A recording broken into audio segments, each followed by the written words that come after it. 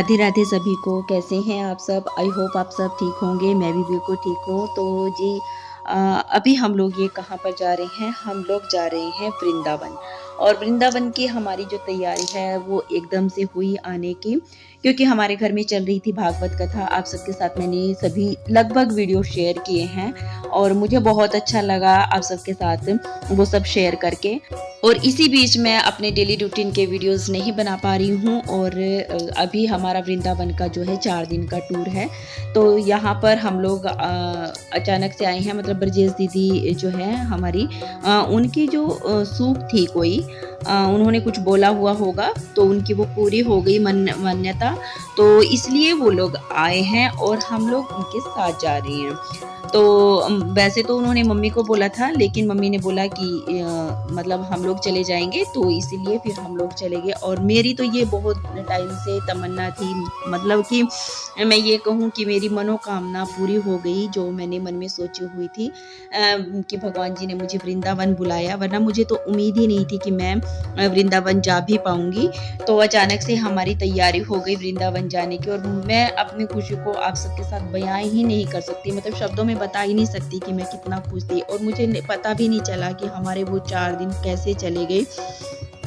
आज भी मैं उन पलों को नहीं भूल पा रही हूँ। और यहाँ पर हम लोग रास्ते में जाते जाते हमें भूख लगाई थी। लगभग मतलब एक आधा घंटा का ही रास्ता रह गया होगा। तो हमने खाना खाया था। हम लोग सुबह 5 बजे चल दिए थे घर से, और उसके बाद फिर हम लोग रास्ते में कहीं भी नहीं रुके हैं। और लगभग 5-6 घंटे का सफ़र था हमारा। तो यहाँ पर थोड़ी दूर ही रह गया था, तो हमने यहाँ पर सबने खाना खाया। बच्चों को भी भूख लगाई थी, तो सभी ने थोड़ा थोड़ा खाना खाया। और उसके बाद फिर यहाँ से हम लोग आगे चल दिए थे वृंदावन के लिए। और मैं तो आप लोगों को बता रही हूँ कि मेरी तो वो मनोकामना पूर्ण की भगवान जी ने इतनी जल्दी पूर्ण कर दी, मैं सोच भी नहीं सकती थी। मुझसे जब भी कोई ये सवाल करता था कि आप कब आओगे वृंदावन, कब आओगे वृंदावन, तो मैं हमेशा यही बोलती थी कि कान्हा जी जाने, भगवान जी जाने। और ये है वृंदावन का जो मेन गेट है, जहाँ से पता चलता है कि हम लोग वृंदावन आ गए। और ये देख के मुझे इतनी खुशी हुई कि मैं, मतलब बहुत ज़्यादा खुशी हुई मुझे। तो यहाँ से जो है मेन एंट्री होती है वृंदावन की। उसके बाद हमने यहाँ पे फ़ोन किया ब्रज जी और भावना जी को, क्योंकि हम लोग उनके वहाँ ही ठहरने वाले थे, तो इसलिए। और वो है हमारे जो यूट्यूब फ्रेंड, ब्रज जी जो है यूट्यूब फ्रेंड है मेरे, और भावना जी। तो भावना जी तो यूट्यूब पे काम नहीं करती हैं, लेकिन ब्रज जी करते हैं। तो उनके ज़रिए ही हम लोग यहाँ पर आए हैं। मतलब आते तो यहाँ पर बहुत बार हैं, लेकिन हमें ज़्यादा कुछ जानकारी नहीं थी, तो हम लोग सीधे वहीं पर जाएँगे। और यहाँ पर हमने जो है गाड़ी को पार्किंग कर दिया है। और यहाँ से ना बिल्कुल नीचाई से ऊपर की साइड गोल-गोल घुमा के ना ऊपर की साइड गाड़ी जाती है। तो हम लोग ऊपर की साइड यहाँ गाड़ी पार्क करके उसके बाद यहाँ पर से हमने टेम्पो ले लिया था। यहाँ से भी हमने फ़ोन करके ही पूछा था ब्रज जी को, भावना जी को, कि यहाँ से क्या करना पड़ेगा। तो उन्होंने बताया कि ऑटो करके वहाँ पर जो उनका जो आश्रम, जो जीवन वल्लभ मंदिर है, वहाँ पे हम लोग पहुँचे थे। और वो मंदिर भी है और यात्री निवास भी है। तो यहाँ पर जो है ये सामने मैंने बोर्ड दिखाया है आप सबको, इस मंदिर में हम लोग रुके थे। मतलब यात्री निवास जो है, जीवन वल्लभ मंदिर यात्री निवास जो है, इसमें हम लोग रुके थे। और यहाँ पर आके हमें बहुत अच्छा लगा, बहुत ही ज़्यादा अच्छा लगा। तो यहाँ के बारे में तो मैं आप सबके साथ बाद में डिटेल में बताऊँगी। और उसके बाद हम लोग पहुँच गए थे वहाँ पे 11 बजे। उसके बाद हमने चाय पानी नाश्ता वगैरह लिया और फिर खाना वगैरह खाया। तो फिर शाम के टाइम हम लोग जब मंदिर खुले, यानी कि 5 बजे के लगभग, हम लोग फिर मंदिर देखने के लिए चल दिए थे। यहाँ सबसे पहले हम लोग आए हैं निधि वन में। और वृंदावन में ना वीडियो बनाना बहुत ज़्यादा मुश्किल है। एक तो ना मंदिरों में फ़ोन अलाउड नहीं है, दूसरा बंदर वीडियो बनाने बिल्कुल भी नहीं देते हैं। यहाँ रास्ते में ही एक हादसा हमारे साथ हुआ, मैं आगे आप सबको बताऊंगी कि क्या हुआ था हमारे साथ। तो मेरे साथ वीडियो में बने रहिएगा। तो यहाँ से जो है मेन गेट की एंट्री होती है निधि वन के। तो बहुत ही प्यारा यहाँ से लग रहा था। और सबसे पहले तो हमने चप्पलों को उतार दिया था, बाहर ही, मंदिर से बाहर ही उतार दिया था। और उसके बाद मुझे यूँ लग रहा था कि आगे वीडियो बनाने नहीं देंगे, लेकिन फिर भी मैंने थोड़ी बहुत क्लिप निकाली। जहाँ पर अलाउड नहीं थी वहाँ पे मैंने बंद कर दिया था।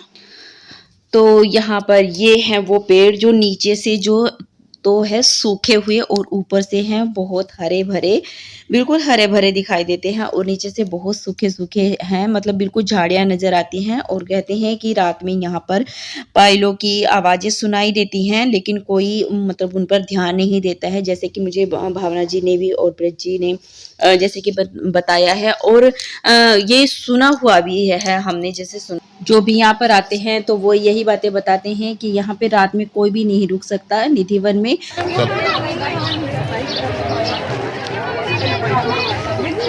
आजो आजो ना सौरभ। हेलो हेलो तो आजो फोटो ले लें। आपके कैमरे में निकली और मैंने आप सबको बताया था ना कि हमारे साथ एक हादसा हो गया था, पता है हम लोग निधिवन के लिए निकले ही थे तो रास्ते में ना बंदर बहुत ज़्यादा है, बहुत ही ज़्यादा, मतलब बंदर ना तो वीडियो बनाने देते हैं ना किसी को टोपी पहनने देते हैं, मतलब कुछ भी हो हाथ में तो वो छीन के ले जाते हैं। तो यही इनके साथ हुआ, इन्होंने टोपी पहनी हुई थी और जैसे जा रहे थे हम लोग रास्ते में तो एकदम से ना बंदर ने पीछे से इनके ऊपर छलांग लगाई और टोपी को उतारने की कोशिश की, लेकिन टोपी इतनी टाइट थी कि बंदर उतार नहीं पाया। और हमने बहुतों को देखा कि बंदर जो है उनकी किसी का चश्मा उतार के लेके जा रहे थे, किसी की टोपी ले रहे थे, फाड़ दी उन्होंने, टोपी को फाड़ दिया, चश्मे को तोड़ दिया, फिर उनको ना फ्रूटी फेंकते थे और उसके बाद ही वो मतलब जो चीज़ वो छीनते थे वो देते थे, मतलब फ्रूटी लेने के बाद। और इनके साथ भी ये हादसा हो जाता अगर टोपी उतर जाती तो, लेकिन शुक्र है कि वो टोपी टाइट थी तो टोपी नहीं उतरी और एकदम से बंदर ने ऐसे छलांग लगी, मैं तो डर गई एकदम से क्योंकि मैं इनके पीछे की साइड थी ना बिल्कुल। तो मैंने एकदम से देखा, ओहो बड़ी जोरदार छलांग लगाई ऊपर से बंदर ने और टोपी उतारने की कोशिश की, लेकिन शुक्र है कि टोपी नहीं उतरी और इनको चोट भी नहीं आई, बस थोड़ा सा मतलब मिट्टी वगैरह ही लगी थी बैक साइड में। तो उसके बाद ये हम लोग आ गए हैं मंदिर में राधा रानी के। और यहाँ पर ये जो पेड़ अंदर की साइड आए हुए हैं इन पर धागे बंधे हुए थे, कुछ मान्यताएं होती होंगी, शायद हमने तो बांधा नहीं है यहाँ पे कोई धागा वगैरह। तो मैं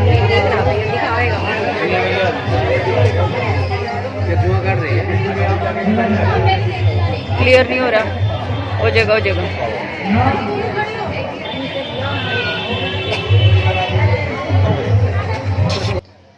तो हमने निधिवन को पूरा आराम से देखा और उसके बाद हम लोग बांके बिहारी मंदिर में गए थे। वहाँ पे मैंने कोई वीडियो नहीं बनाई है क्योंकि वहाँ पे ना बहुत ज़्यादा भीड़ थी एक तो, और उसके क्योंकि हमें मत्था भी टेकना था अंदर की साइड, मतलब अंदर जो चौखट होती है भगवान जी की, बांके बिहारी जी की, तो उनकी चौखट पे भी मत्था टेका हमने। तो यहाँ पर हमने भी बस यहाँ पे निचकारते हुए हम लोग चलते गए और यहाँ पर पहुँच गए थे हम लोग इस मंदिर में। और यहाँ पर ना बहुत अच्छा भजन चला हुआ था, मैंने म्यूट कर दिया है, बहुत ही प्यारा सा, मेरा तो मन हो रहा था कि मैं नाचूं और डांस करूं। और ये बहुत ही प्यारा मंदिर है, तो आप लोग भी देखिए। नाम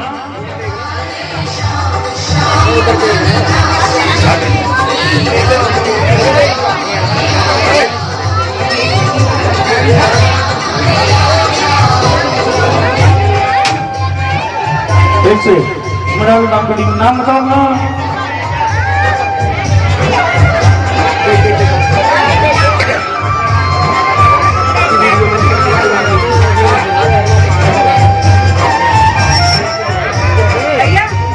जो सरकार लाइए माताएं घर से बाजार से वो गया जाए, जो नहीं आ पाए किसी कारण उनके लिए सेवाएं लिखी हुई है, नाम बताओ ना।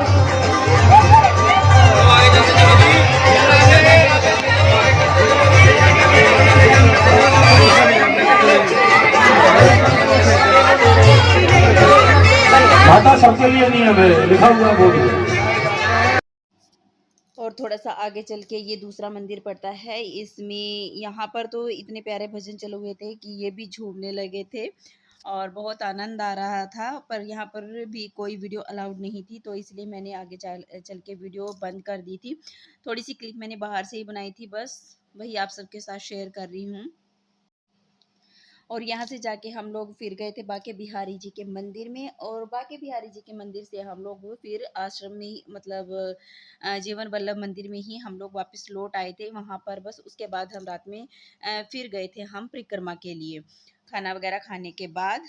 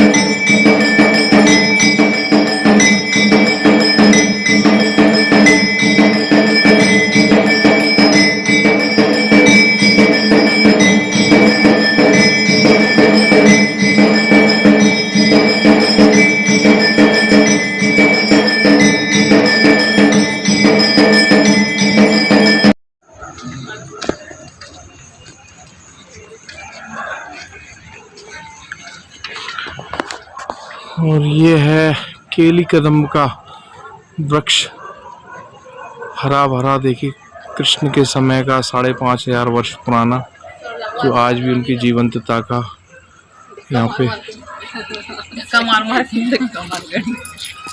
देखिए ये है जी। चीजें मौजूद हैं, एक तो यमुना नदी, और दूसरा ये केली कदम्ब का वृक्ष, और तीसरा गिरिराज पर्वत, जो कि स्वयं कृष्ण की मौजूदगी का यहाँ पे प्रत्यक्ष उदाहरण है। इसी वृक्ष पे से जमुना में कूदे थे। और तो जी यहाँ से हमारी जो परिक्रमा है वो शुरू हो जाती है, और हमारे साथ चले थे ब्रज जी, भावना जी और ब्रजेश दीदी और मैं, और बच्चों को हमने घर ही छोड़ दिया था। और मैं अपना फ़ोन भी लेकर नहीं आई थी क्योंकि शिवी को दे आई थी, वरना फिर वो साथ चलने की जिद करती, इसलिए तो मैंने अपना फ़ोन उसको दे दिया था। और ये सब क्लिप्स जो है आप लोग देखेंगे अभी, जितनी भी क्लिप्स वो ब्रज जी ने मेरे लिए बनाई थी। And thank you so much, मैं ब्रज जी का बहुत बहुत धन्यवाद करती हूँ कि उन्होंने मेरे लिए इतना किया, और वरना नहीं बन पाती। क्योंकि हम लोग जब गिरिराज जी की परिक्रमा के लिए गए थे तो हम लोग फ़ोन ही लेकर गए थे, तो वहाँ से ज़्यादा क्लिप्स मैं नहीं निकाल पाई, और मतलब वहाँ की मैं वीडियो भी नहीं बना पाई। और यहाँ पर ब्रज जी ने काफ़ी हेल्प की हमारी। और यहाँ पर ना चारों तरफ जो दीवारों पर चित्रकारी की हुई है बहुत ही अद्भुत है, बहुत ज़्यादा, बहुत सुंदर थी। और इनकी भी कुछ वीडियो क्लिप्स जो है वो मैंने इसमें ऐड कर दी है। और ये सब क्लिप्स ब्रज जी ने बनाई हैं, मैंने कोई भी क्लिप नहीं बनाई है। और इस टाइम ना मतलब ब्रजेश दीदी तो बहुत ज़्यादा थक गई थी, बहुत ज़्यादा उनको नींद आने लगी थी। वो बड़ा मुश्किल से उनको परिक्रमा पार करवाया, क्योंकि उस टाइम एक्चुअली में हुआ ये था ना कि वो सुबह में जल्दी उठ गए थे, मतलब कि लगभग 2 बजे के करीब उठ गए थे। मैं उठी थी 3 बजे के करीब, और तो उन्हें मतलब 1 मिनट का भी आराम नहीं मिला। और हम लोग 2 बजे से उठे हुए हम लोग, फिर उसके बाद 5 बजे के करीब हम लोग घर से चले थे, और 11 बजे हम लोग वहाँ पे पहुँचे, 11 साढ़े 11 के करीब। और उसके बाद फिर हम लोगों ने ज़्यादा देर रेस्ट वगैरह तो नहीं किया, थोड़ी देर हम लोग मतलब लेटे वैसे, थोड़ी देर खाना वगैरह खाया। उसके बाद हम लोग 5 बजे फिर निधि वन में चले गए, और फिर रात में हम लोग 10 साढ़े 10 बजे के करीब परिक्रमा के लिए चल दिए थे, और रात को 12:30 के करीब हम लोग परिक्रमा से पहुंच गए थे। मतलब 12 सवा 12 के करीब हमारी परिक्रमा जो है पूरी हो गई थी। और उसके बाद फिर हमने चाय पी, और चाय पीने के बाद फिर हम लोग गए ऊपर रूम में और सोए। और नेक्स्ट डे फिर हमने शुरू कर दिया अपना जो घूमना फिरना है वो शुरू कर दिया था। और इस परिक्रमा में बहुत आनंद आया, बहुत ही ज़्यादा आनंद आया। तो आप सभी इसका आनंद लीजिए। राधे श्याम, राधे श्याम।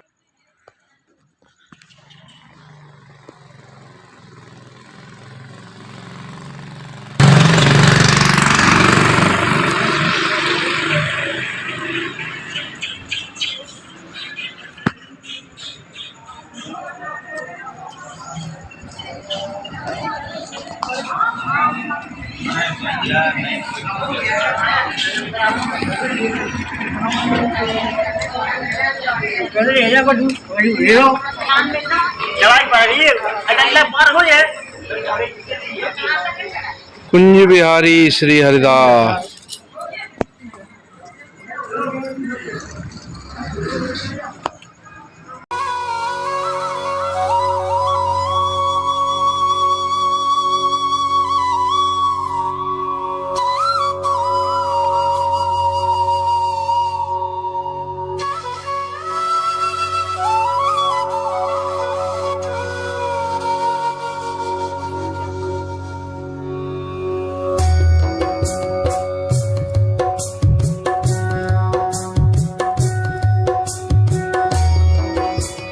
राधे झूलन पधारो झुकी आए बदरा।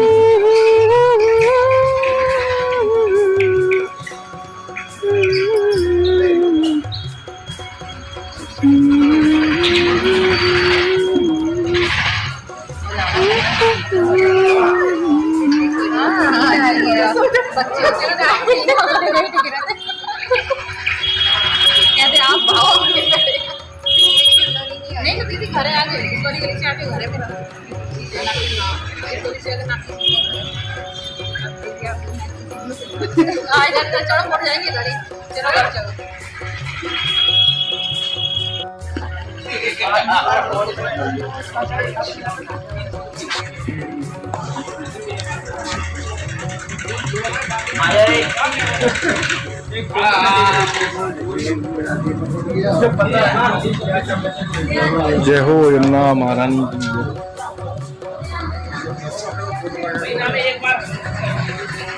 जय हो यमुना महारानी की जय।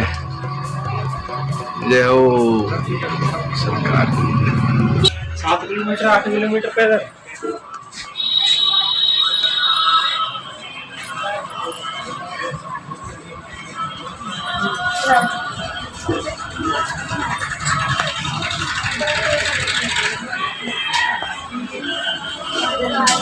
सामने खड़े हो जाओ।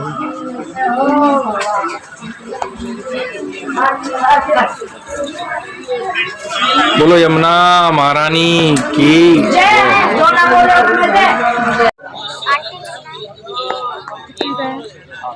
सभी लोग दीप दान करते हुए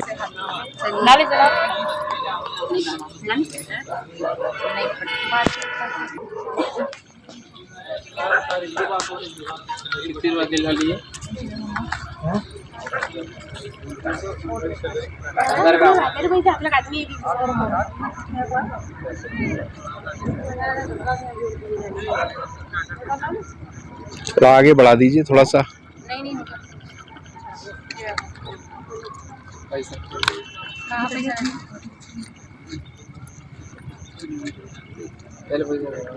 जय हो यमुना महारानी की जय।